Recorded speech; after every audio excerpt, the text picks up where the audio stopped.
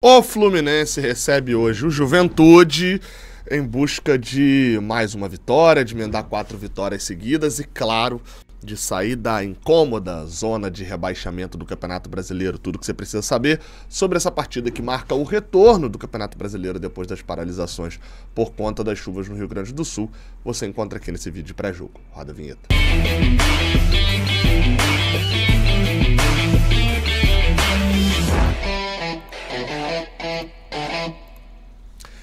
Eu sou o Gabriel Amaral, eu sou jornalista, sou tricolor e se você quiser deixar um like aqui embaixo nesse vídeo é sempre muito bem-vindo. Você pode se inscrever também e compartilhar esse vídeo para pessoas que de repente não estão acostumadas a consumir conteúdo de YouTube, enfim, é uma boa aí também se você quiser fazer. Hoje tem Fluminense e Juventude a partir das 6h30 da tarde. Eu sempre fico na dúvida, mas eu acho que quando vai começar um evento, você até dá para dizer, não sei, 6h30 da tarde, fica aí, tá? O jogo é no Premiere, tá? Exclusivo do Premiere, não tem Sport TV, não tem Globo, não tem nada, sábado 6h30. A gente vai estar, claro, ao vivo com a nossa transmissão diretamente do Maracanã, a partir das 6h30 da tarde, aqui no Raiz Tricolor e com a jornada KTO 1902, que você também acompanha no canal do Lessa, no canal 20. 5 horas da tarde a gente abre a nossa transmissão, eu, Lessa, o Fio e o Cauã Tinoco ao vivo direto do Maracanã, fazendo aquele pré-jogo que você já conhece, já confia, já gosta, e se não consome ainda, dá uma chance hoje e vem com a gente. E claro, com toda a transmissão com o clima real do estádio, que hoje não deve estar tanta coisa assim, né? Número baixo, 18 mil ingressos vendidos com antecipados, mas enfim, com todo aquele clima real do estádio e, é claro, também com toda a informação que você já está acostumado a acompanhar. Jogo de número 29 na história entre Fluminense e Juventude. Eu confesso que, dada a disparidade de tamanho, né, do Fluminense com o Juventude, das participações na Série A e etc., eu esperava uma disparidade maior, mas Fluminense e Juventude existe uma proximidade muito grande, principalmente porque normalmente quem joga em casa ganha. São 29 jogos, são 12 vitórias nossas, 10 vitórias deles e 6 empates. Até hoje a gente ganhou uma vez só no Alfredo Jaconi, que foi justamente em 2005, num jogo que a gente perdeu e aí teve a volta lá por causa da máfia do apito, e o Fluminense ganhou de 4-3, um gol no finalzinho daquela partida. Eu não lembro se foi do Leandro ou se foi do Gabriel, porque a gente ganhou outros 2 jogos de 4-3 nesse mesmo ano, contra a Ponte Preta e contra o Santos. Enfim, então a gente só ganhou uma vez no Jaconi, eles só ganharam a gente uma vez no Rio, lá em Volta Redonda, então é um jogo muito disputado, mas com vantagem para o mandante. E falando em mandante, acho que é uma linha boa começar falando sobre isso aqui.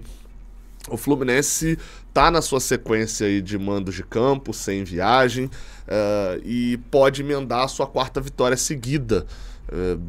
A última vez que isso aconteceu foi em janeiro, na segunda partida da segunda à 5ª partida do Marcão no comando do Fluminense. O Diniz não alcançou 4 vitórias seguidas com a equipe do Fluminense neste ano ainda. Não tinha alcançado nem 3, na verdade, né? E isso, obviamente, que chama a atenção, sabe? Qual foi a última vez que o Diniz alcançou 4 vitórias seguidas pelo Fluminense? Justamente há mais de um ano atrás, quando o Fluminense venceu, na verdade ali não foram nem 4, foram 7. O Fluminense venceu o Cristal, o Flamengo, o Paysandu, Atlético América Mineiro, The Strongest, Atlético Paranaense, Paysandu. Teve algumas boas sequências, né? O Fluminense, por exemplo, consegue ali com o Diniz no ano passado uma sequência de 4 vitórias em 5 jogos. Vence o América Mineiro, o Olímpia e o Fortaleza, mas tem um empate com o Atlético Paranaense aí no meio, mas é uma boa fase. E são fases, você lembra aí, são fases boas, são fases que a gente lembra como empolgação. No último pré-jogo eu falei sobre essa empolgação. Eu falei, cara, a gente tá precisando de fato de se animar com o Fluminense, né? E óbvio, aí você vai falar, a gente não jogou tão bem contra a Alianza Lima, teve crítica, etc. Teve, mas no final das contas o que pesa mais é resultado. E aí é onde a gente olha para a tabela do Campeonato Brasileiro e a gente vê a necessidade do resultado de hoje. O início nosso de Brasileirão foi chato, cara. A gente pegou Bahia, que é o atual... Se for olhar aqui a tabela, a gente pegou o vice-líder fora de casa. A gente pegou o 7º colocado, mas que tem um jogo a menos aqui, dentro de casa, mas fora do nosso campo. A gente pegou o 8º colocado, Então, assim, isso de 3 de 6 jogos. São jogos complicados, são jogos chatos, é óbvio. Ninguém tá dizendo aqui. Se for comparar, por exemplo, o Juventude tem a mesma pontuação que a gente, com menos jogos, mas o Juventude pontuou contra o Criciúma, contra o Atlético Paranaense em casa e venceu o Corinthians. Que aí vem os grandes problemas do Fluminense até agora no Brasileirão. Não só as atuações, diferentes de Libertadores e de Copa do Brasil, o resultado não veio ainda. As atuações que foram boas se transformaram em empate. O Fluminense jogou fora, nesse Campeonato Brasileiro, 4 pontos jogando melhor do que o seu adversário. Justamente por desatenções, que é o grande problema, né? Tomou 2 gols do Atlético Mineiro, tomou 2 gols do Red Bull Bragantino.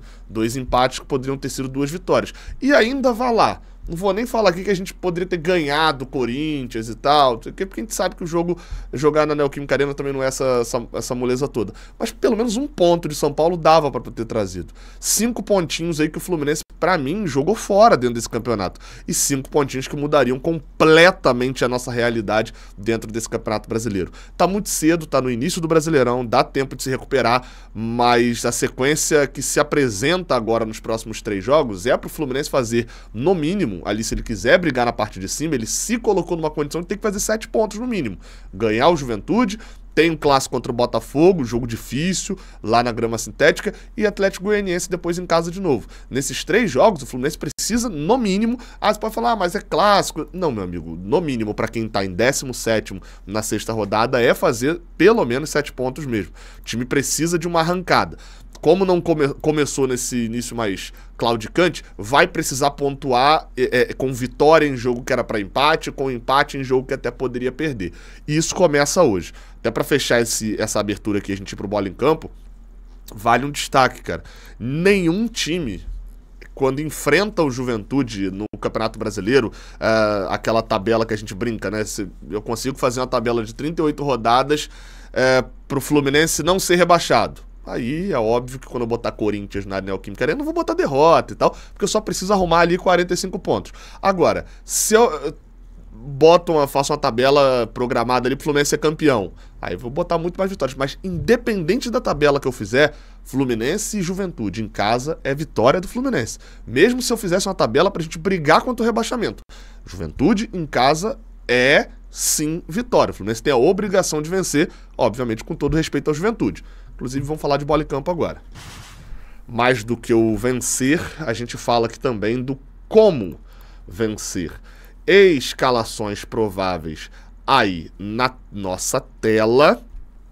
E a gente tem no Fluminense, Fábio no gol, Marquinhos na lateral direita, Marlon e Felipe Melo. O Marlon é dúvida, pode ser que dê Manuel aqui na zaga, tá?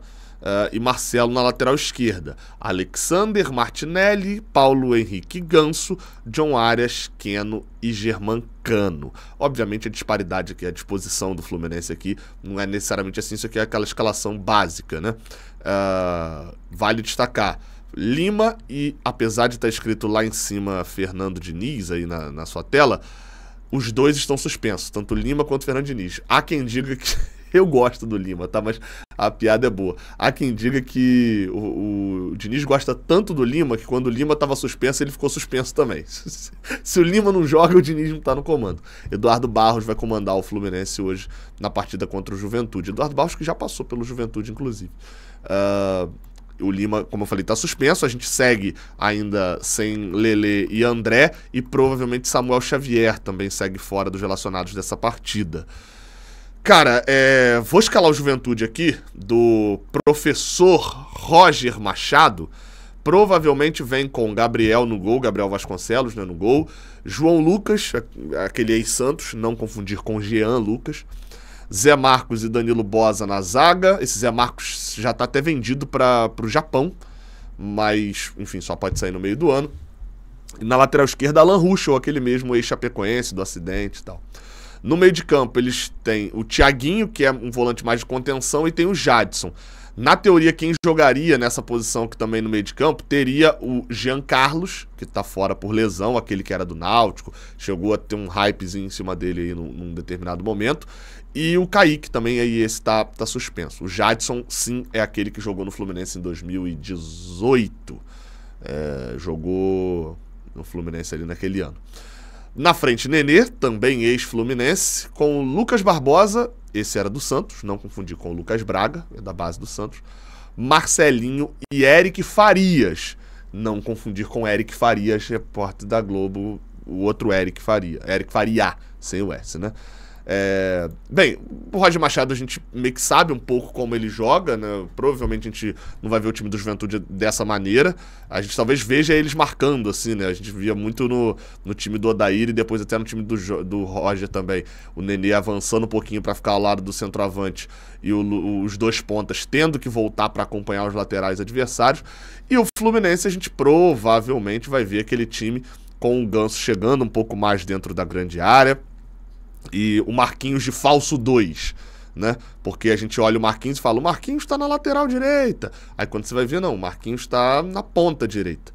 Joga ao lado do John Arias e lá do lado esquerdo, Marcelo e Keno fazendo ali também as jogadas do Fluminense. Provavelmente com Keno e John Arias, talvez o Marquinhos até mais, mas Keno e Marquinhos como aqueles pontas. Uma coisa que o Diniz não fazia tanto, ele usava isso às vezes como alternativa para abrir defesas, mas tem feito bastante ultimamente, em alguns casos até incomodado um pouquinho, porque acaba prejudicando um pouco aquele negócio que o Fluminense tinha de ser surpreendente, de ser diferente, enfim. Que é esses pontas colados na linha lateral para abrir zaga e mais parados. Eu não vou usar o termo posicional aqui, né? Mas enfim, mais posicionais ali, ao invés de o Keno vir aqui brincar do lado direito e aquela aproximação que a gente acabava vendo muito. E aí o Marcelo junto com o Keno pela esquerda, o Arias junto com o Marquinhos com o mano a mano, né? A última ação ofensiva ali para dar assistência, partindo muito mais do Marquinhos e do Keno. Espero que seja uma boa partida do Keno, tá? Porque de fato o que a gente tem visto não me agradou muito no último jogo, não, apesar do gol. E aqui no jogo contra o Alianza Lima a gente viu por várias vezes o Alexander fazendo uma espécie de lateral esquerda para o Marcelo avançar aqui pelo meio, mas não tinha o Ganso no momento que isso acontecia. Então vamos ver como é que vai ser essa movimentação, bem como o Martinelli também, que jogou como zagueiro, o Lima jogou, que várias vezes abria como lateral ou até avançava por dentro. Agora vamos ver como vai ser essa função com o Martinelli e com um zagueiro, de fato, ali com a bola.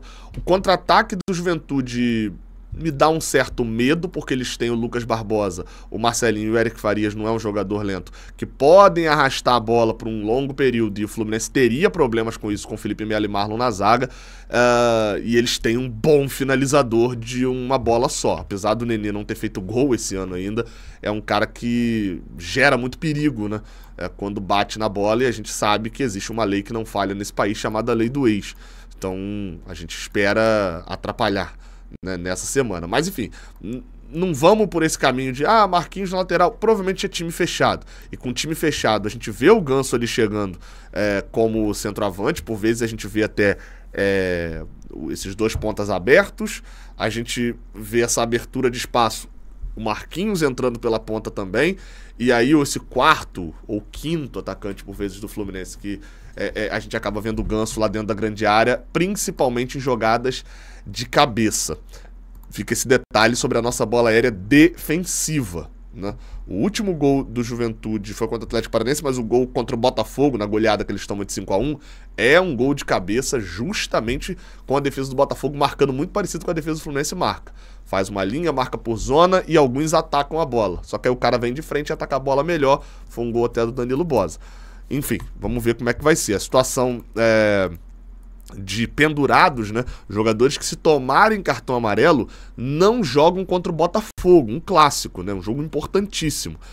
Alexander tá pendurado, bem como o Felipe Melo, Marquinhos, os três aí que provavelmente são titulares, o André, que tá fora, né, da partida ainda por lesão, e o Guga, que deve ficar no banco de reservas, é outro que tá pendurado, ou seja, perder Felipe Melo, perder Marquinhos, problemas sérios aí para um clássico, né? Lá no Engenhão. E um detalhe só, a equipe do Juventude tem um centroavante ali que fez bastante gol na temporada, mas que também tá lesionado, que é o Gilberto, né? Aquele que era a nossa preferência número 1 antes de vir Germancano. Porque muita gente esquece, né? Mas fala, era Ricardo Goulart ou Cano. Era Gilberto, deu errado e se tornou Ricardo Goulart ou Germancano. Olha só que coisa, né? Inclusive, eu normalmente, para quem me acompanha no Instagram, normalmente eu tiro foto aqui com as camisas, né, Juventude, Fluminense, de todos os times, que eu tenho camisa de todos os times que o Fluminense enfrenta. Curiosamente, não tenho a camisa do Juventude. Não tem lá na Foot Fanatics. Eu comprei, mas não deu tempo de chegar lá, pro Juventude é marca própria. Por sinal, o que tem na Foot Fanatics é isso daqui, ó. Esse link, eu vou deixar um link aqui embaixo, no primeiro comentário fixado, na descrição, produtos da Umbro que estão com uma promoção maior do que o normal e ainda tem cupom, tá? Cupom Jornada 15. Jornada 15. Tá tudo escrito aqui embaixo. Todos esses produtos aqui com 15% de desconto e se você pagar no Pix, entra mais 10% de desconto. Ou seja, uma camisa de R$200 cai um quarto do valor, já cai para 150 praticamente, né? Tem ali um percentualzinho e tal, mas e isso com frete grátis, enfim. Você fala, pô, Gabriel, mas é porque só não tinha meu tamanho. Claro, né? Também você quer que seja o quê? Todas as camisas? Não, são produtos selecionados, 46 produtos da Umbro aqui do Fluminense. Tem camisa que acabou de lançar, cara. Essa camisa de goleiro lançou agora. Esse casaco tá sacanagem. O preço é alto, mas aí quando você joga aqui, ó, 450, já entra mais 15%, cai ali pelo menos, cara, cai pra 400 alguma coisinha ali, 400 e pouco. Esse casaco, desconto de mais de R$100. Tem blusão, tem a camisa rosa. Muita gente queria essa camisa, ó, tamanho G. Aproveita, vou deixar o link aqui na descrição, tem produto pra caramba. Clica aqui e vai lá ver na Foot Fanatics, site que a gente confia, que tem entrega rápida, que, enfim, camisas oficiais, que parte da grana vai pro Fluminense, enfim, tudo aquilo regularizadinho, bonitinho e que faz um trabalho bem legal. Jornada 15. Se você botar o Jornada 10, provavelmente vai funcionar, mas você podia ter ganhado mais 5% de desconto. Jornada 15, usa o link aqui embaixo da descrição.